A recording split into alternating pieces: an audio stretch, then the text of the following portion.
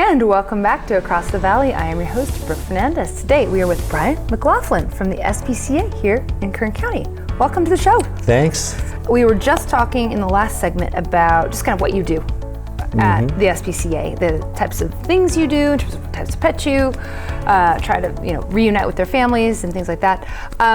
I think there's a lot of misconceptions about the services you provide. For example, in the last segment, we were just talking about the picking up. Like you said very clearly, you don't pick animals up off the street. You're not animal control. So let's start there.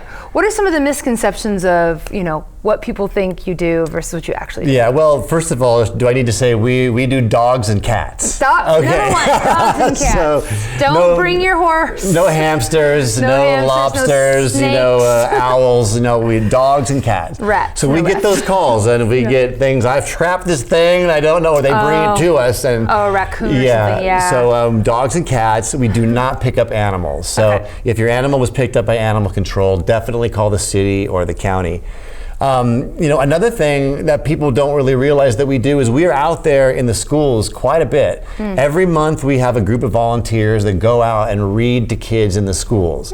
The books are donated and there are topics from how to care for your aging pet to good grooming techniques and stuff like that. And to kind of correlate with that, we also have a kids camp that we run every summer. I didn't know this. Yeah, I didn't either. I have a small child and he went this last year. Yeah, great. But they've been running this camp for years, but it fills up so fast because it's very popular. And so it's kind of one of those things where if you're in the know and you know that you're doing that, they sign up. And so, maybe we'll try to expand that, but it's incredibly popular. And I don't know how we can add more spots without adding more weeks, but maybe we can talk about that. But what we do with the kids camp is the kids adopt their own dog for the week. And so they go through, adopting the dog, caring for the dog, what kind of breed is the dog. We have groomers coming in, talking about how to bathe your dog, all the different grooming tools and all the things stuff. They do. We kind of grew up to look at the animal control like the dog catcher, like they're the bad guys. But what we don't realize is these people oftentimes come in to save a situation or to make a dangerous situation safe. And let me tell you, I've met a lot of these animal control officers this last summer, and they're the nicest people and they love animals. They're not these people that are coming out to hunt down animals and throw them in a cage. They're there to keep the community safe. And a lot of times we have people call our office because they have a vicious dog and they have small kids. There's a school and there's a large dog or just a vicious dog. It doesn't need to be large. I mean, that's the thing. Some of these smaller animals can, pack a big bite. If they have teeth and they're angry, they can create a lot of damage. And so what animal control does is an important job in our community because they're the ones that takes these animals and removes them from these dangerous environments. So we don't do that, and we educate the kids about them. So if they encounter these animals, they know not to run up to them, that these dogs aren't their friends.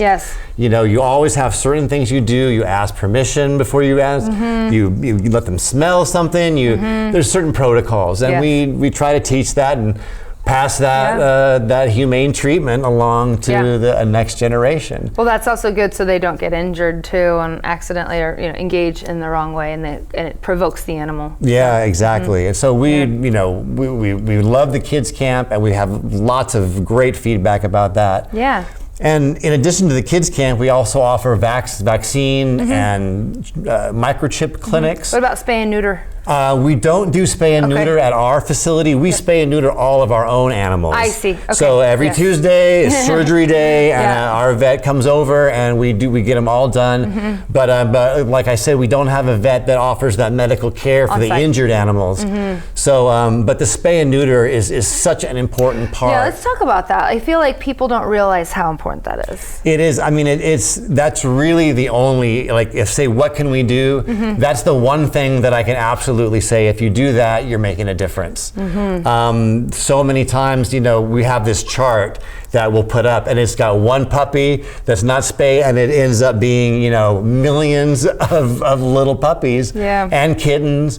And that just creates a problem. And it's a short window of time too. Yes. Right? Yes. It's like within 2 years, you've gone from one puppy to 40 or 100. Exactly. And with these low cost spay and neuter clinics, they pop up all around town.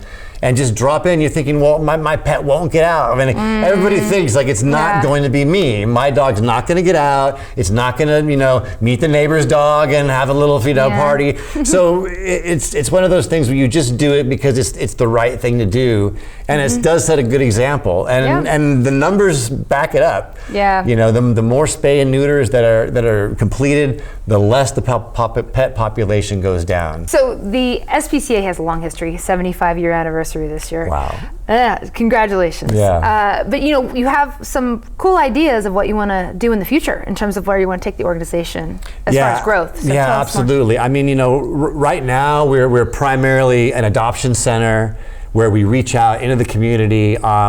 We do the books, we read the schools, we have the kids camp, we interact that way, but we always want to do more. We're always looking to see how can we make a better impact and how can we get that message of animal welfare into the community. And so we're starting to have more and more tours that are coming through, all kinds of special needs. Social services are bringing some of their clients in here to spend time with our animals because it's a win-win.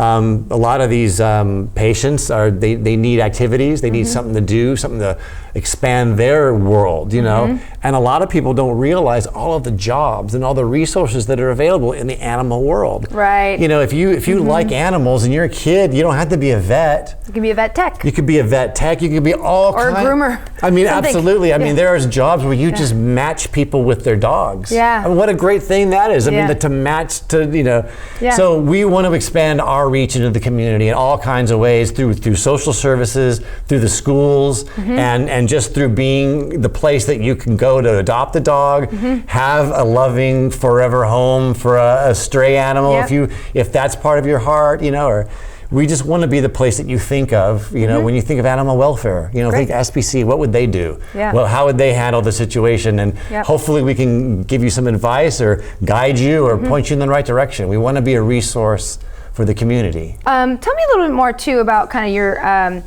I think you've got some new management and some new leadership there at the SPCA, like you're kind of, evolving. Is that right? Chuck Nordstrom's been at the SPCA. He's everybody's favorite. He's been there for over 20 years. Great. He is the face of the SPCA, and everybody loves Chuck. He's a guy that every time I have a crazy idea, I run it past him. He's like, yeah, we've thought about that. And he'll tell me 6 ways to Sunday why that didn't work out last time. But I'm determined to find a way that something else will work. Yeah. And so that's the thing. Sometimes you try one thing and it doesn't work, or you try one thing and you twist a little something and it works. Yeah, we're going to take a pause right there. That's great. Today we are with the SPCA with Brian McLaughlin. And welcome to Across the Valley. I am your host, Brooke Fernandez. Today we are with Brian McLaughlin from the SPCA here in Kern County. Hi Brooke, how you doing? Great to have you on. Great to be here. So what I'd love to hear is just about the work the SPCA does. I hear you have a big anniversary you're celebrating this year. That's right, this is 75 years. So I'm walking into an organization that has been helping the community and reaching out and educating everybody in terms of animal welfare for over 75 years. So it's quite an impressive organization to be a part of. And I started there in October. Okay. And so we're coming up on my 1-year anniversary, and I couldn't be more excited to continue on their tradition. Good. So tell me also about the SPCA. I think a lot of people don't realize what shelters are, what animal control is. Just kind of tell me a little bit about where you fit. Where does SPCA fit into the equation of animal, it's the animal welfare space is confusing, and there's a lot of moving parts. From your pet stores to the specialty rescues. Yes. And so basically, what happens is if you lost your dog and you live in the city, and somebody comes out to you and gets the dog, it goes to the city shelter. Okay. The SPCA, we do not come and pick up any animals. Okay. So the animals get picked up by either the county or the city, depending on where you live, or depending on the person that found town the dog lives. Okay. So if your dog ran down the street in the county area and somebody picked them up, but they live in the city, then your dog will be at the city. But if they live in the county and they found the dog in the county, then it'll be at the county. Okay. And so it's a confusing process. We get a lot of people that call and they say, somebody came and picked up, you came and picked up my dog and I want him back. Where do I do? Yeah. And we have to explain to them that we don't pick up any animals, that we are a non-profit private shelter. Okay. And we do our best to help all the overflow. You know, we handle probably about 400 or so animals a year. We've got about 200 at any given time. And so those numbers change throughout the year. But we always have a steady number. So the things, we don't really see a lot of influx in terms of the holidays or 4th of July. Okay. Yeah. We pretty much have the number of kennels that we can have, and unfortunately, we have to turn away a lot of people because we don't have the room for the large dogs and the specialty breed dogs like the Huskies that are just escape artists, that we need the tall fences and big fields and you know, special circumstances for those. And so we can't take everyone that we'd like to, but we kind of take the overflow, and that's the similar rules that a lot of the other shelters provide in their own way.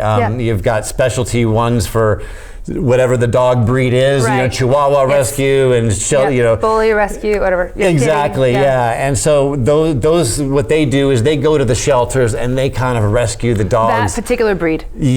Or just whatever calls their heart. You know what I mean? You go there and sometimes there's just that one there that just you have to take them home. Looks you right in the eye and says, "Take me home."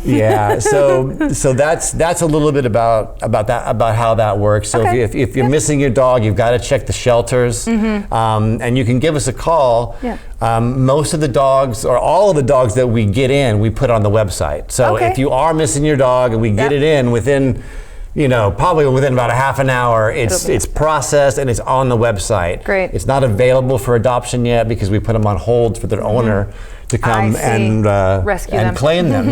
So which leads me to the other thing that we see a lot of is animals with no chips. Okay, so no chips. So public service announcement: if you have an animal, chip your animal. Absolutely. We're running a chip clinic actually at the end of this month, at the end of October, and I'll give all the information to you about that. It's a low-cost chip and vaccination clinic. And so it's so important. You know, your dog gets out, and that's the only way that it knows how to get back, because the dog can't talk to you. As much as you want to ask it where you live, it can't tell you. So it's so tragic that these people bring in these beautiful animals and we scan them and there's no chip. Or the worst thing is that there is a chip and we're like, all right, we're going to get this guy back home, and then you call and nobody answers.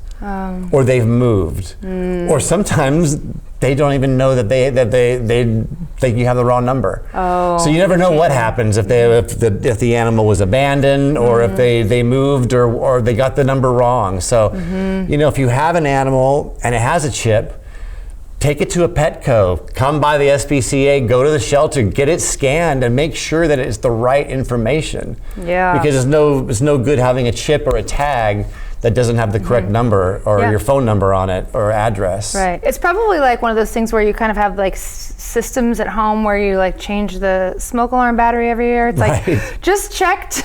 Make sure the pet's like registration information's up to date. It's like, you know, and you feel so, you know, like I don't mean to be, you know, so instructive, but it's like, you know, when it's hot, you need to make sure there's water out there. And I say that because like I've gone home like, oh my gosh, I can't believe the water has gone so low. So when you move, update all that information and get a new tag, get a new collar, and update the chip information, because that is the most important thing to get your pet returned. Because no one wants the pet in a kennel, and that's not where they need to be. You know, they want to be returned home.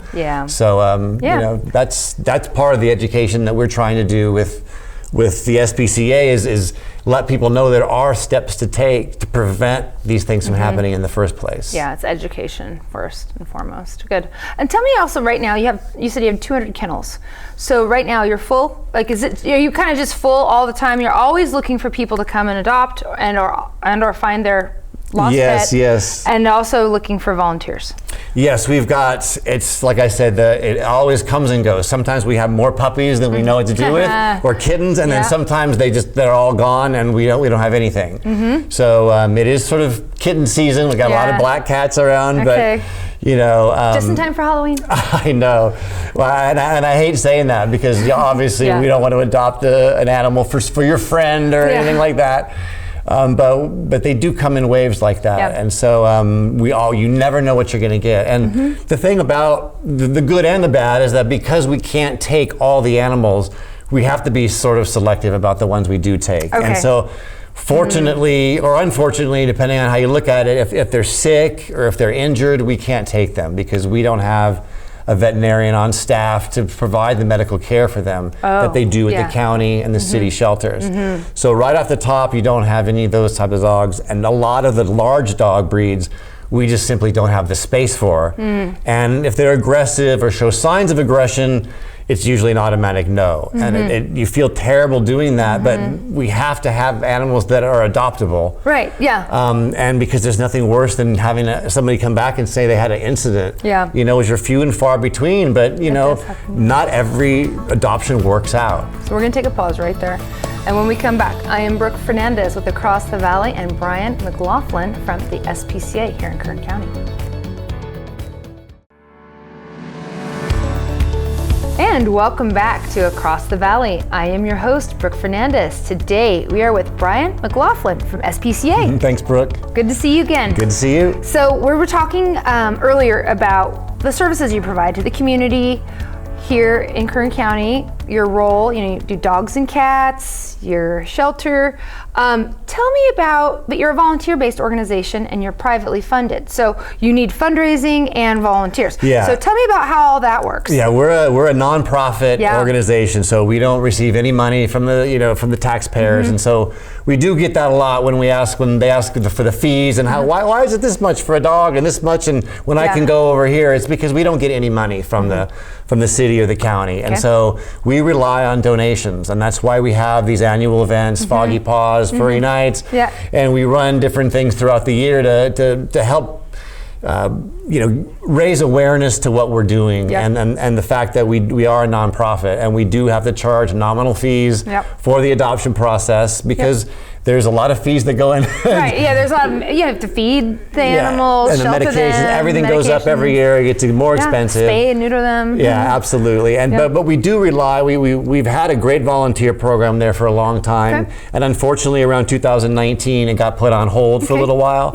And so what we're doing now is we're kind of revitalizing it, trying to decide exactly what we want to focus on and where we want these volunteers to start with.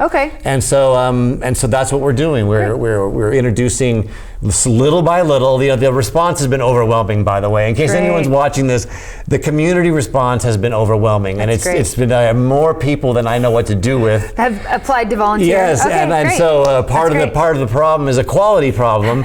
Is what can we do with these people that is constructive for these dogs to give them more interaction, to make them more adoptable, because that's the name of the game. We want the people to come down and engage with the animals, because if they're not there, there's nobody there. And so they sit in their kennel, and we can walk by and say hi to them and everything, but the interaction is really important, and it's hard to quantify that, how important that time is. You're not just standing out there, you are really providing them a way to learn how to become a dog, because I live in a household with humans. Otherwise they just look at those other dogs and they get all the bad habits from the guy next door. And so, so we're starting the volunteer program again, and we're starting it slow, and we're starting with people that can help out with the small dogs, and now I'm repeating myself. That's okay. That's great. So small dogs, you've got a lot of people that have already applied. So you have plenty of people. What other things are you guys looking for? Are you looking for example, you have some events coming up, always looking for donations, always looking for donations of food, of supplies, just curious about other ways that people can contribute if they don't have the time to volunteer. Right, so we have so many people that want to donate, and we can't obviously take them all. And so there's a lot of ways that you can help out the shelter. Okay. We have an Amazon wish list. Oh, great. Okay. On our website. You can go there, and that just gets shipped directly to our door. So if you want to buy this and get sent here, 100% that money is going exactly where you want it to go. Great. Donations are always acceptable. Accepted. We have a bin out front that an Eagle Scout just put together for us. We had a Calvin Smith, who's an Eagle Scout candidate. Hopefully he gets the rank. I'm sure he will. Yeah. He did an improvement project for the front of our building, and made a new donation bin. So any kind of donations that you want to drop off, put them in the bin. All of that stuff goes to help the shelter. It's amazing how all that stuff adds up. And over the years, it's really, we couldn't pay the bills without all of the donations, blankets, books, everything that they drop off is helpful. Great. Tell me about the events you have coming up. I think you've got a few coming just around the corner. For example, you've got something in the end of October that's the chipping and vax, but then there's other fundraisers too. So let's talk about all that. Well, we have a chip clinic coming up here at the end of the week, and at the end of the month rather. In October. And we do that every October. The date's always different. But it'll be then, and we'll have more information on our website about what to do in order to get that. Okay. And we also have a yard sale that we do every Paw-Teeks and Treasure. I call it the yard sale, but some people call it Paw-Teeks and Treasures. Great. But it's basically it's our kind of upscale yard sale. Nice. And estate sale. It is basically an estate sale, and a lot of people, when you talk about donations, they forget the fact that you can donate your estate to the SPCA. Right. And we do have quite a few people that do that, and we get amazing treasures. So we're talking about furniture, household wares. Yes, pretty much anything that you would see in an estate sale. You can drop off. Yeah. Okay. And in fact, if you wanted to make any kind of a long-term monetary donation, you can always call us and make arrangements for that in terms of all kinds of end-of-life donations and things like that. You want to put us in your will. We have a lot of amazing things that we've gotten from people when they pass, because their heart says, when I'm no longer here, I want my money to go to the animals. Yeah. And so we can guarantee that that's where they go. And for 75 years we've been doing that. That's great. And then what's the big event in February that's your big fundraiser? In February we have Foggy Paws and Furry Nights, and that's usually held down at the Doubletree. Okay. I don't know where it'll be this next year, but it's a night of silent auction, entertainment. The things that are donated for this auction are amazing. I mean, like vacations. It is high-end stuff. It's vacations. It's guitars, signed guitars from Buck Owens to we've got all kinds of stuff there. It's amazing the things that are donated and the generosity of the community. So there's a lot of cool stuff in the auction. Yeah, and it's just a fun night. You get to hang out, get a good meal, and we've got the Bakersfield Jazz Workshop usually provides some music, and it's just a nice night to hang out and support a good cause. Great. So that's in February? That's in February. Okay, great. So we'll have to keep that on our calendars for all the big things you have coming up. Yes. And as we kind of go through, just kind of recap the segment, what are the kind of top things people should remember when they think about the SPCA? Pretty much, if you're looking to adopt a dog, stop by our place first. Great. And usually you can probably get the pick of the litter. We can't take every dog that comes in, so if you found a stray dog, give us a call. We don't turn you away because of the breed. If we have a space for it, even if it's a large breed, we'll take it. Oh, okay. But if it's sick or injured or not a friendly animal, then we can't. Brian, thank you so much for coming on. Thank you so much for having me. I've learned so much about the SPCA and your mission and what you do in the community. It's been really great. Yeah, I'm excited to get this message out there, and a lot of people kind of wonder what we do and wonder what goes on back there, and it's wonderful that you gave me the opportunity and gave us the opportunity to talk to you. Great. So until next time, I am your host, Brooke Fernandez. Until next time, from across the valley.